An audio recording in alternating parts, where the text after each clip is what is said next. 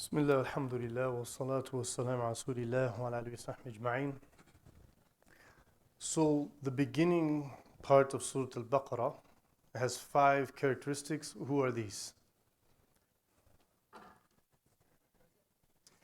In the beginning of Surah Al-Baqarah, it's answering the question, Surat al-ladina an'amta alayhim. You with me? So, ذَلِكَ الْكِتَابُ وَلَا رِيبَ فِيهِ.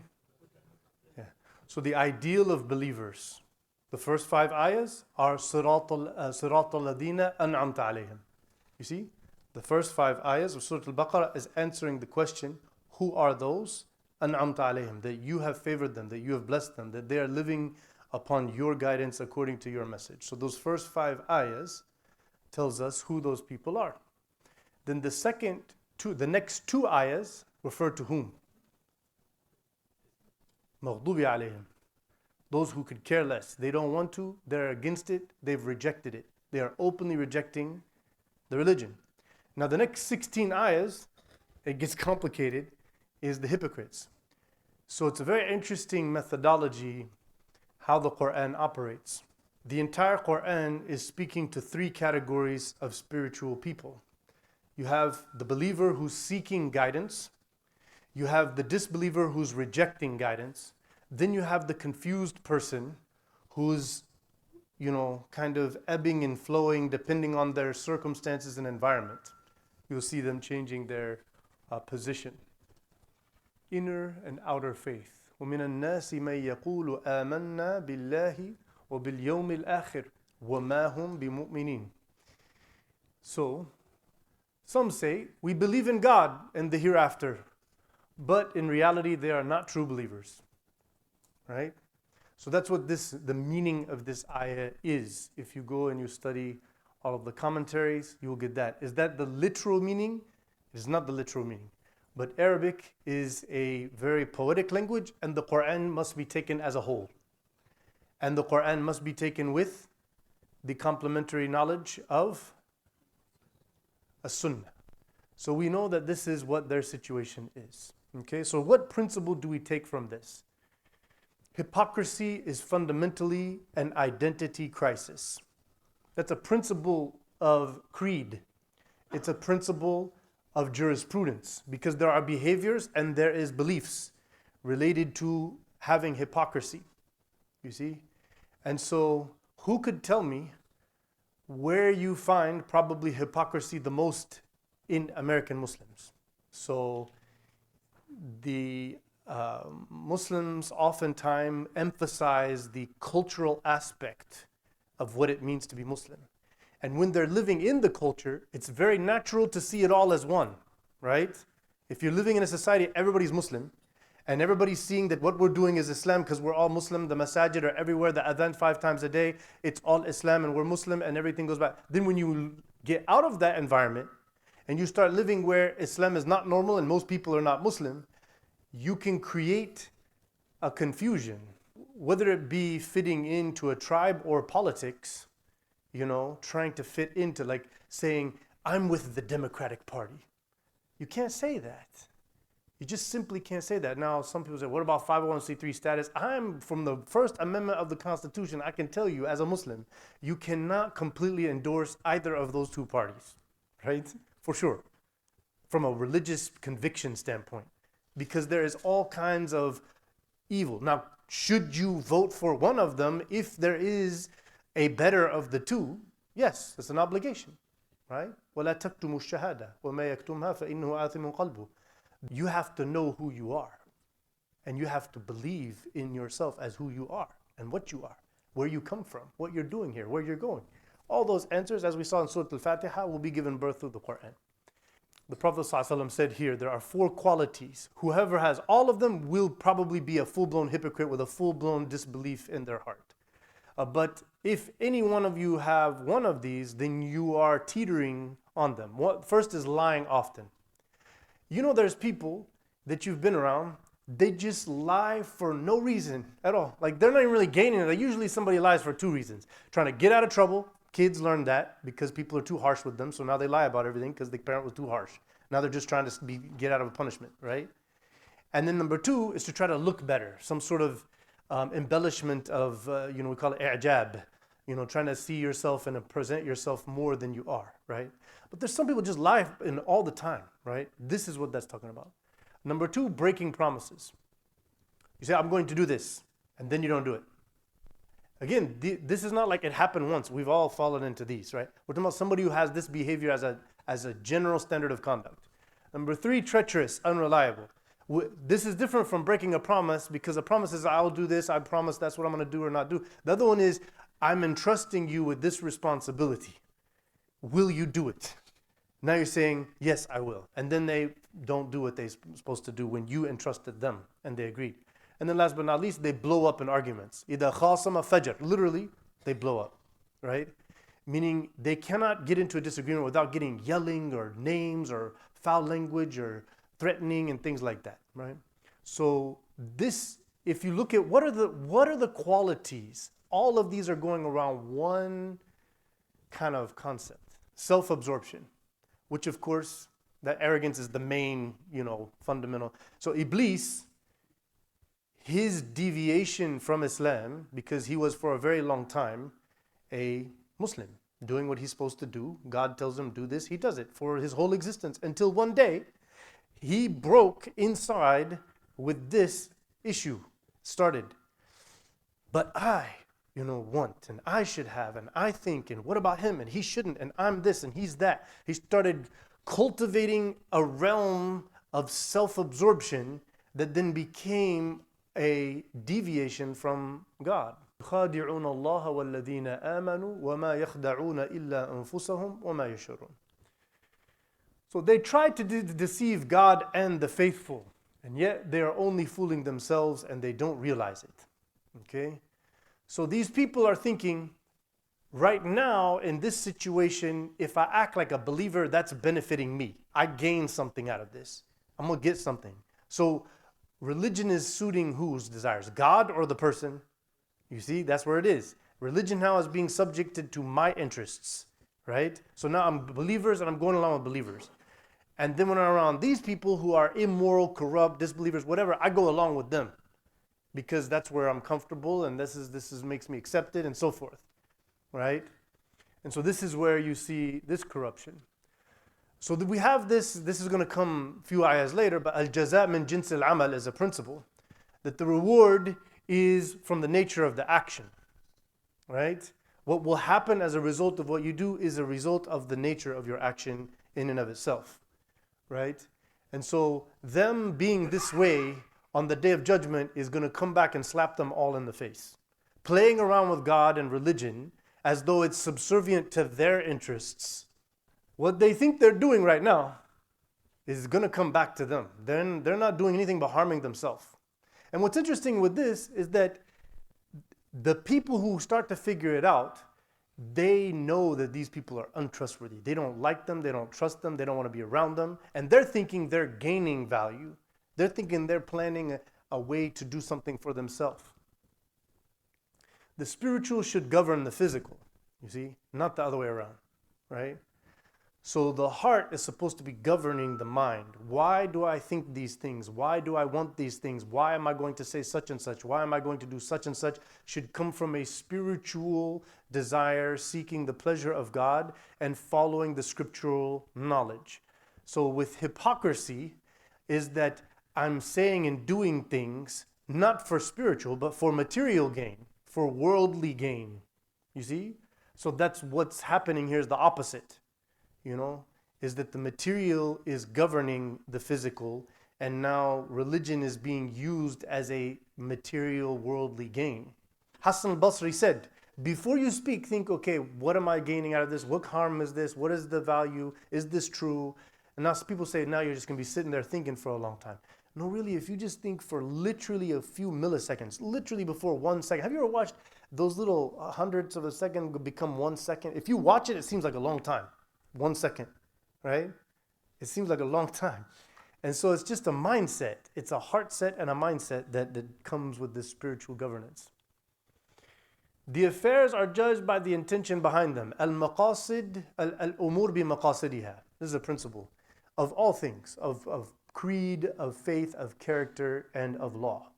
الأمور بمقاصدها. All affairs are judged by the intention behind them. At the end of the day, somebody may be forced, and you don't know, to do or say something. Somebody literally has them under threat. So, or somebody may be ignorant and does not know what they're talking about or why they're doing what they're doing. They don't think that there's something wrong with that.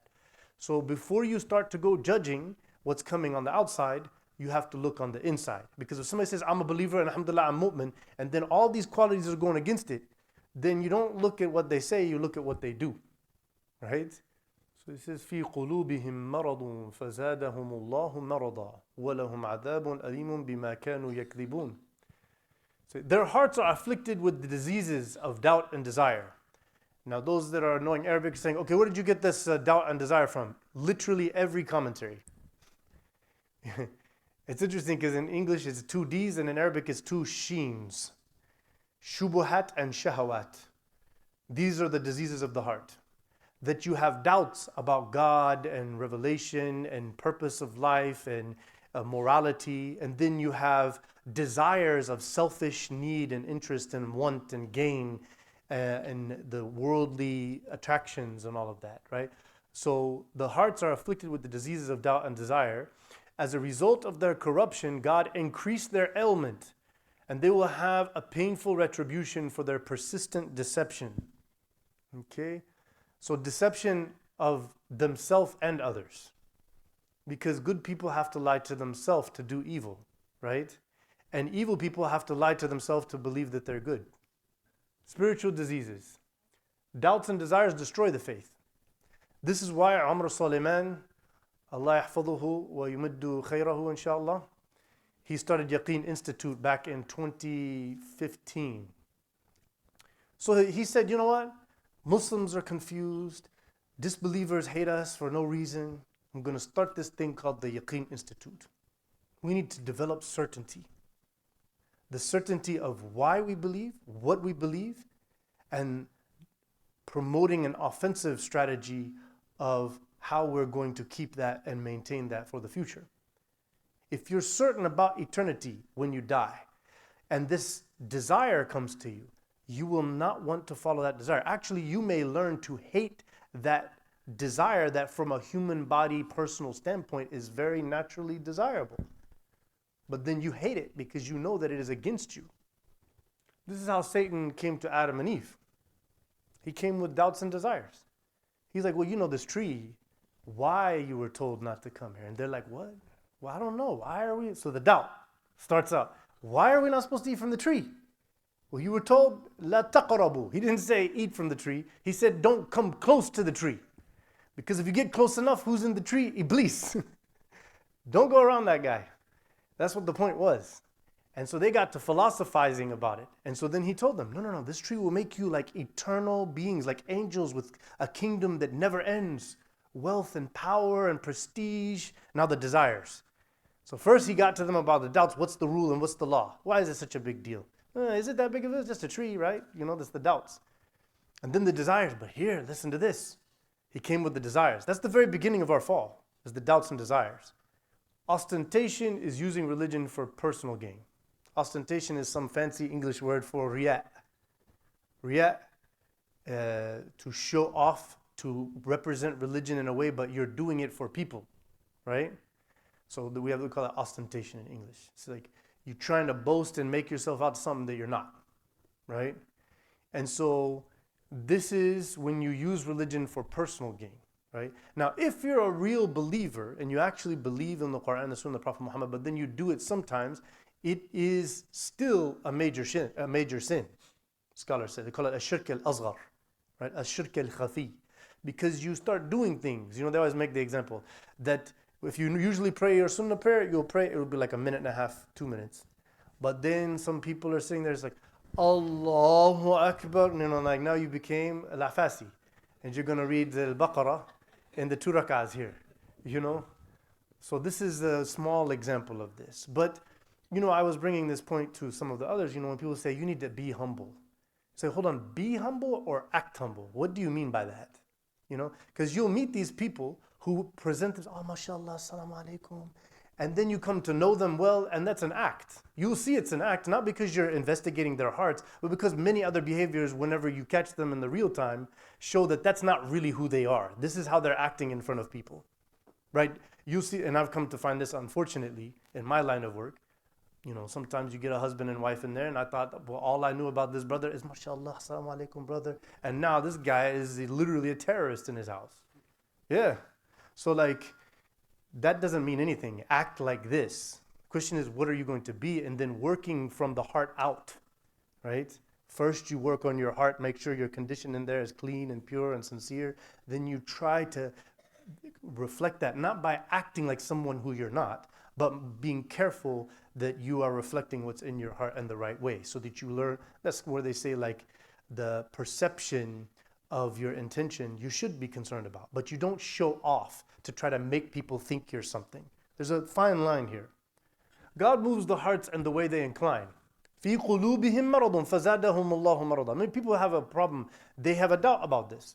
God increased their sickness in their heart. Well, that seems like oppression. No, they want to do this. They're pursuing that. This is فَأَمَّا مَنْ أَعْطَى وَاتَّقَى وَصَدَّقَ بِالْحُسْنَى فَسَنُيَسِّرُهُ لِلْيُسْرَى وَأَمَّا مَنْ بَخِلَ وَاسْتَغْنَى وَكَذَا فَسَنُيَسِّرُهُ لِلْعُسْرَى. Right? If your heart's looking in one way, He will push you in that way, make it easier, open the doors for it, make that your path that you want. Whatever you want, He will move you that way. Right? وَيَهْدِي إِلَيْهِ مَنْ أَنَابَ. Whoever turns back to Him, He guides you back to Him, and He puts you on the straight path and guides you. Right? So sometimes people come to me and they say, hey, I don't know what it is. I keep falling. I'm doing all these sins. And I'm like, but how much do you read the Quran? How much are your friends that you choose to be with are pious, righteous people? Right? What do you listen to music-wise? What do you watch on the television? If all of those are not good, or there's a lot of bad in there, that's what's ending up you. You're choosing that path, right? That's what you're choosing to do. So you can choose not to, right? That's something that you have to do. You can come to me, I can pray for you, we can do dhikr, I can read Quran to you. Until you choose, nothing's going to change. Lying is at the heart of corruption. وَلَهُمْ عَذَابٌ أَلِيمٌ بِمَا كَانُوا يَكْذِبُونَ. Right? All corruption, the base of that is lying. Because خَلَقَ السَّمَاوَاتِ وَالْأَرْضَ بِالْحَقِّ. Everything has been created in a very specific way for a specific reason, and it is the truth. Everything that exists function in a very specific way. That's what the beauty of science is that you start studying. It's a very succinctly functioning in that way, right? And so that's the truth of things. Things work well when it's functioning the way it's supposed to be. But if everybody's not understanding why things are the way they are and they have the wrong idea about who's what and what's happening and why, you see? So like if you really dig down to the problem of Zionism, it is a big fat lie from day one. And it cultivated lie after lie after lie, which justified everything. You see? That's really what's at the root of all this genocide we're watching, is a bunch of liars. وَإِذَا قِيلَ لَهُمْ لَا تُفْسِدُوا فِي الْأَرْضِ قَالُوا إِنَّمَا نَحْنُ مُصْلِحُونَ. When they are told not to spread corruption in the world, they reply, we are merely reformers. So, like those people who are doing the Zionism thing, they're like, we are Jews, this is our holy land, this is our belief, this is our values. They're claiming they believe these things. But then you say, but don't do all that stuff. Right? Tikkun olam, didn't it say you repair the world and bring everybody together? Or don't you preach that at every interfaith thing? Oh, well, now it's Hamas. Okay. What are you talking about? Hamas is every single woman and child in the whole thing, right? Yeah. So this is the behavior. When someone is challenged, you should not be doing these things. They come with the opposite, like if you look at the Arabic here, it's this audacious lying to your face stuff, like with full confidence. You see? Judge by what people do, not by what they say. Right? It says, I'm a reformer. This is the Democratic Party. Please shut up and sit down. Okay? We've heard enough. It is what you are. Like that's why I'm asking some of our community that have been tokenized for a long time. Like I'm studying the thing, like, okay, after 400 years of black oppression in this community, what did they get out of the Democrats? Like, what exactly did they get? I mean, y'all are hooraying and hooping. You're at the thing, yeah, come on, like you're doing the whole dance and everything. It's all, come on now. Be real. What's happening in real life? أَلَا إِنَّهُمْ هُمُ الْمُفْسِدُونَ وَلَكِنْ لَا يَشْعُرُونَ. The truth is that they're the corruptors, but they don't realize it. Because they lie to themselves. It happened one time. I was at a mosque in a different place at a different time. And this brother was saying, okay, we're going to do this business deal for the mosque. And he said, I did these surveys, and then the guy said he'll do it for $12,000. And then after he got 3/4 of the way done, the brother who's working for the mosque said, I'm not going to pay you after 9,000. He said, why? He said, because I found another brother who said he'd do it for 9,000. How dare you? Hold on, man. You made an agreement and a contractual obligation to pay him $12,000. You cannot go making new deals after that. And then this brother is justifying the thing. Like he's willing to fight many people about, well, see, he should have been like the other brother. Brother, you made the deal with him. That's it. Done deal. Whatever is written, we continue. This is there. This brother is not doing this right. No, you're the one not doing right. But he couldn't see it because he's not realizing. He wants to be that he's morally upright. Everybody wants to believe that. Donald Trump thinks he's a good guy. I can't stop saying this to people. I'm fairly certain, Ted Bundy thought he was a good guy. Okay? So nobody's like, I'm evil. Like who thinks like that, right? Okay? Evil people lie to themselves. Okay? A lot. And so when you're dealing with this person, you should remind them, and if they don't want to listen, then you just give them, why waste all your energy? Say, look, I'm telling you, if you ask 100 people who know about what this is, they're all going to come back to you. Now you ask yourself, why would 100 random people agree on something and I'm thinking different? You're lying to yourself. وَإِذَا قِيلَ لَهُمْ آمِنُوا كَمَا آمَنَ النَّاسِ قالوا أنؤمن كما آمن السفهاء ألا إنهم هم السفهاء ولكن لا يعلمون. Okay? When they are asked to believe as others have, they're like, look at these other people whose character and manners and who they are, what they've done, what now that. And they say, should we believe as the foolish are believing? In reality, they are the foolish ones and they don't know it. So now here, we're seeing this kind of class system play out. You see? Where I fit in. Right? Beware of the two-faced. First and foremost on this ayah, spiritual family takes precedence over worldly affiliation. So somebody was telling me, somebody was saying, somebody died and they said, I want to have my so-and-so's friend or my family member's body embalmed and flown for thousands of dollars over to another country so they can be buried there. Nah, bro. You will go into the ground where the other believers are, wherever you're at. Right? And you're good. We don't have nationalism. You're done. This world doesn't have nothing to do with you anymore. You are completely done with this world. Okay? Wait for Yawm al-Qiyamah. Why are you wasting everybody's money on the outside, going through all this hassle, creating this weird situation? It's because they're doing the worldly affiliation. That's what post-World War II was about, the nation states, right? Muslims were historically, there were governorates, areas of people with different cultures and languages, and you could just come and go and there was no rules. It wasn't like, okay, let me see your passport. The Ottomans were not about passport. They were like, okay, what kind of goods you have? What's your business? Okay, alhamdulillah, you can keep going through, right? But not like, okay, what's your affiliation of nation state? وَإِذَا لَقُوا الَّذِينَ آمَنُوا قَالُوا آمَنَّا وَإِذَا خَلَوْا إِلَى شَيَاطِينِهِمْ قَالُوا إِنَّا مَعَكُمْ إِنَّمَا نَحْنُ مُسْتَهْزِئُونَ. When they're in the company of the faithful, they say, we believe. So they feel like, oh, I'm around believers, I have to go along with that. With these people, this is my, environment, I gain value from that. When they're alone with their evil companions, they say, don't worry, we're really with you. We were just mocking them, right? So going along with them, this is what I have come to hear from, in some documentaries where dignitaries from England and America talk about meetings they had with certain Muslim rulers and their upper echelon, and that they talk like disbelievers and act and drink alcohol and do all kind of stuff when they're with them. And then they come back and they act in some way and all of this stuff in front of everybody.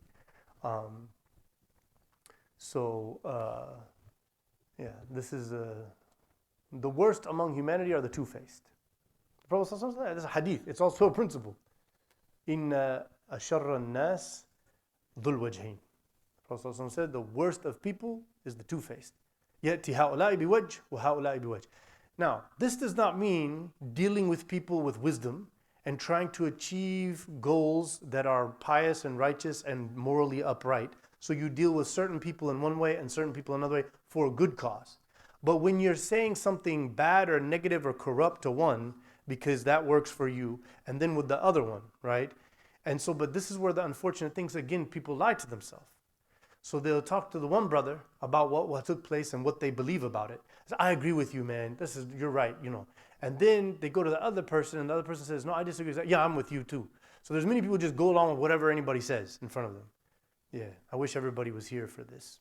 Okay, because we've dealt with this on very intimate levels where people just go around saying whatever everybody wants to hear. And then that creates conflict, right?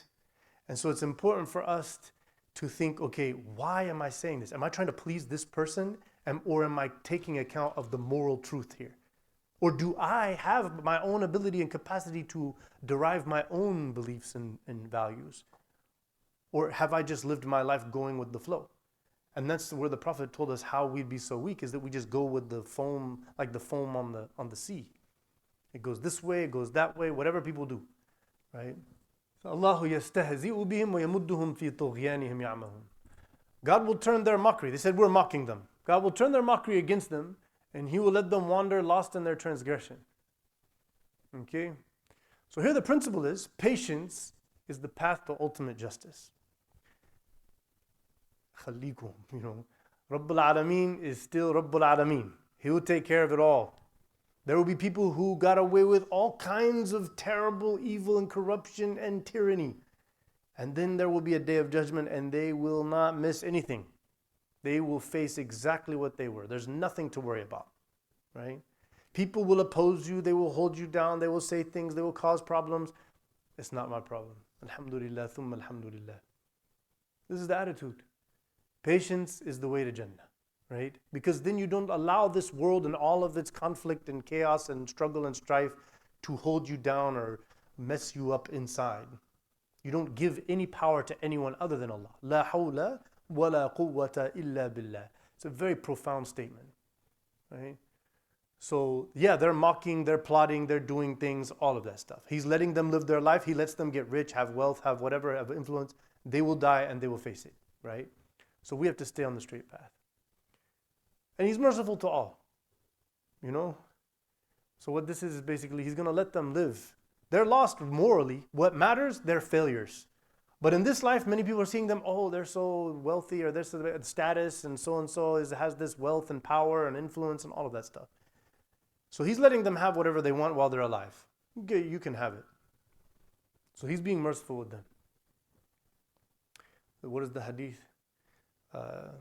If Allah was to bring justice to people in this life, nobody would have been given a drink to drink or food to eat or a breath. They would have been destroyed when they sinned, immediately. So now you have أولئك الذين اشتروا الضلالة بالهدى فما ربحت تجارتهم وما كانوا مهتدين. Such people have bought delusions at the price of guidance, and in the end, they will not profit from their transaction as they were not guided. So it's a pretty profound statement. اشتروا الضلالة, they invested themselves in the misguidance thinking it's going to gain them worldly value. They felt like, I'm going to get worldly value, but I have to sell out. You with me? I have to sell out my guidance so that I can buy this worldly interest, this worldly desire, this worldly acceptance and status and positioning, right? So these people will gain nothing out of that. Because when you say nothing, somebody says, oh, but what of all the stuff they had? This life is so short, okay? Ask anybody who's over 70 if they can remember when they were 30 and 40, and they'll tell you. So I'm 45. I can tell you, I can remember very vividly whenever I was 9 years old at Bovers Elementary in the 5th grade, 4th grade. I can remember I had Miss Thornton as a teacher. I can tell you that just like yesterday. That's 9 years old. So that's like 4 lifetimes ago for him. You see? Time is not anything. It's going to go just like that. You have to be willing to invest in your hereafter, which will carry on. Live as an investor in your hereafter, which requires you to reject your selfish interests. That's really the whole test of life, where you will maintain. So faith is about security. Iman in Arabic, it means a process of securing, from amina, right? Tasdeeq means to believe something to be true. Iman is a process of security. It means living in a way that I'm relying on what really has the power and the authority. And that is not me, and it is not her or him or this country or that nation state or any of that stuff. That is all secondary. And so I'm fully committed to what gave me my life and everything in it. And so the only way I can know how to commit to him is through a prophet who did miracles and gave revelation, and we have the preserved example of that revelation. So when I live according to that, I can relax and just accept reality as it is, because this will come to an end very quickly, right?